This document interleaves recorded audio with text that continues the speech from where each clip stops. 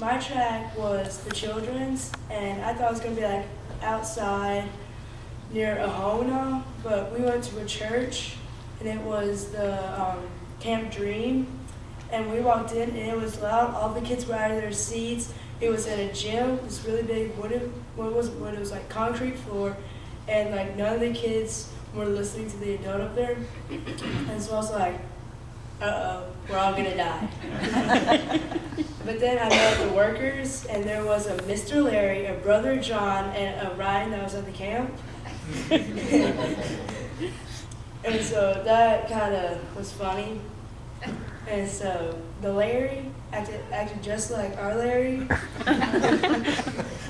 Brother John acted the opposite of our Brother John.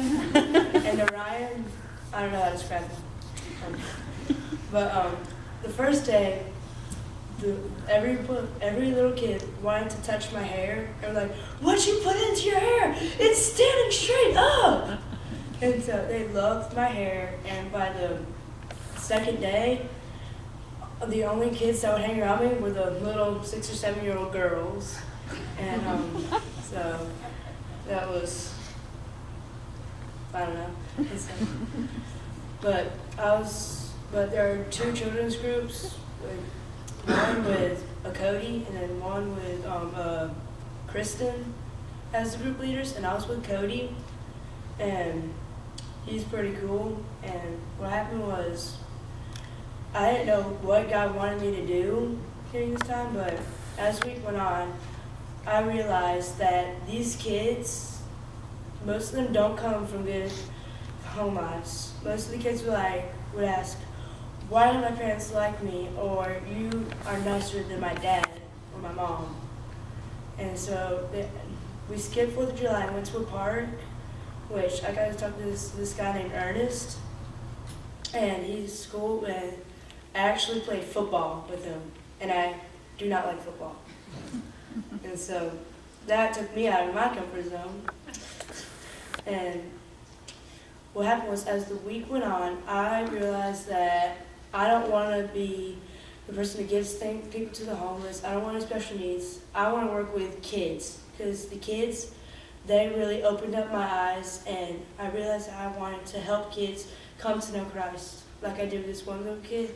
He just kept asking questions like, "Why are you nicer than my parents?" I was like, "I don't know." He was like, "Is God nice?" I was like, "God is very nice." And he started asking all these questions. And I prayed with him, and he accepted Christ. And after we finished praying, he took 2 steps, turned around, and slapped me across the face for no reason. But I got slobbered on. Some of the kids were very gassy while on my lap, I'm not gonna lie. But I was a jungle gym. They sat on me, they laid on me, they slept on me, they drooled on me, they kicked, they punched, they slapped. I got an apple thrown at my head. And then this little girl, Sanaya, all the little girls, they walked up to me and said, "I have a crush on you." And the kids called me Justin Bieber.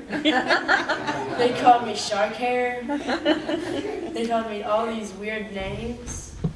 And then Sanaya, she always hung around me, and some people started to hate me because I wasn't playing with them, because there was 10 little girls that always wanted me to play with them, and the girls cried on the last day because I was leaving. They were like, "I don't want you to go."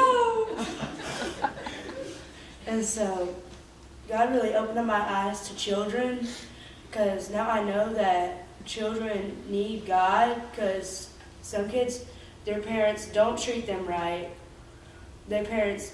I know some kids, they're like, "My parents beat me." And this girl, she lost her glasses, and she was crying in the corner. I was like, "Why are you crying?" "My parents are going to beat me because they said, you better not lose those glasses." And they were $15 glasses. And she was crying, and then finally we found her glasses, and her face was bright. It looked like the sun. She was like, "Yay, woohoo, I'm not going to get a whooping." And so now I know how much some kids need God, because their parents are not good to them. So God really opened up my heart and let me see that kids need us. They need everybody to just love on them.